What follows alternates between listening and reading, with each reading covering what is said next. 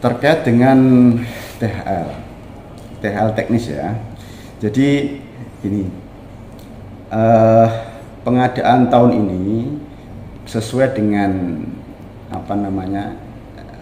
Permenq, kita itu mendapatkan 2 formasi. 1 formasi guru, 2 formasi kesehatan, yang teknis masih kosong pada saat itu.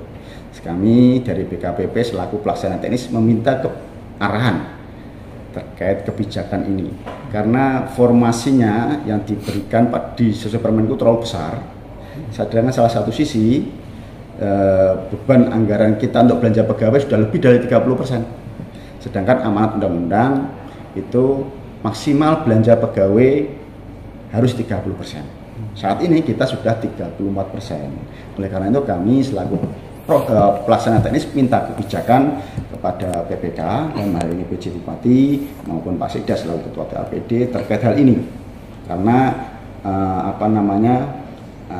formasi yang diberikan oleh Permenq itu sangat besar.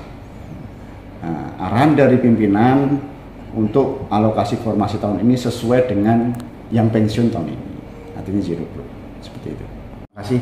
Jadi aturannya adalah Permen PAN nomor 14 tahun 2023 ini terkait dengan pengadaan P3K, pengadaan P3K perjanjian kontrak itu.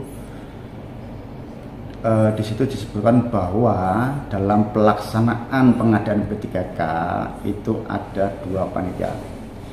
1 panitia seleksi nasional, 2 panitia seleksi instansi.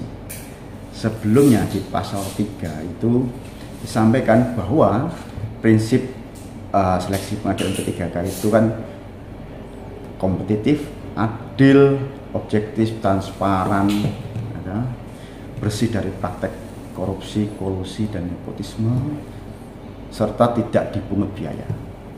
Ini prinsip dalam pengadaan P3K tahun 2023 yang disampaikan lewat Permen PAN nomor 14 tahun 2023. Disampaikan lagi bahwa ada 2 panitia, panitia seleksi nasional dan panitia seleksi instansi.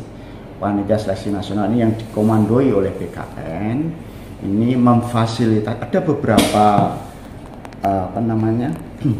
tupoksi masing-masing antara Panselnas dan Pansel instansi. Panselnas itu yang memfasilitasi terkait dengan CAT-nya, prosesnya, kelulusannya.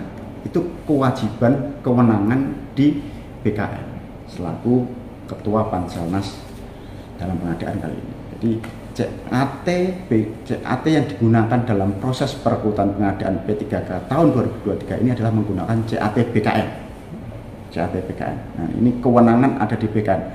Yang lulus siapa, bagaimana sistemnya, yang tahu BKN, bukan Pansel instansi. Sedangkan Pansel instansi ini juga mempunyai tugas, yang salah satu tugasnya adalah mempersiapkan tempat, ya.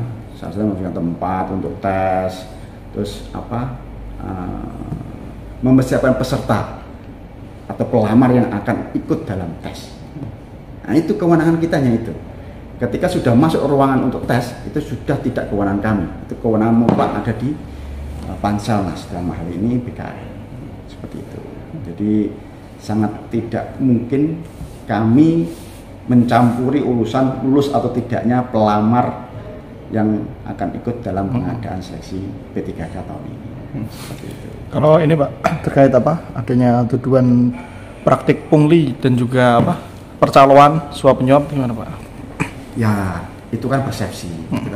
Jadi kami malah mendukung ketika ada bukti 1 orang aja dibuktikan bahwa itu benar-benar ada pungli, ayo kita bersama-sama laporkan.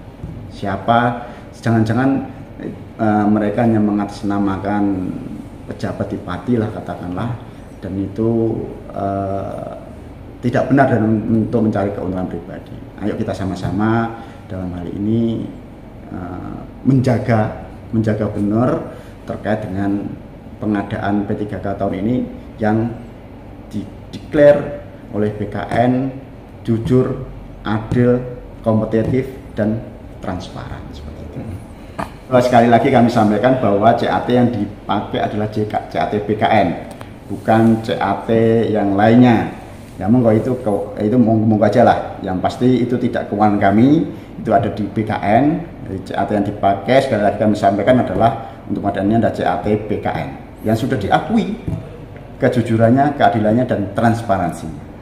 Dan sekali lagi kami himbau ke masyarakat bahwa pengadaan tahun ini, pengadaan P3K tahun ini adalah benar-benar sesuai dengan normatif, ya, menggunakan CAT BKN. Jadi kami himbau jangan terbujuk rayu oleh oknum yang mengatasnamakan pejabat siapapun itu di Pati, ya, dengan imbal-imbalan uang, dengan iming-iming uang untuk memasukkan, bisa meloloskan menjadi P3K di Kabupaten Pati tahun ini, itu tidak benar, dan itu pembohongan.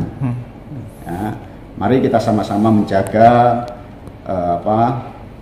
keberlangsungan ini terkait dengan pengadaan P3K ini, biar apa yang didapatkan dari hasil P3K ini benar-benar murni dan yang dibutuhkan oleh Pemkab Pati.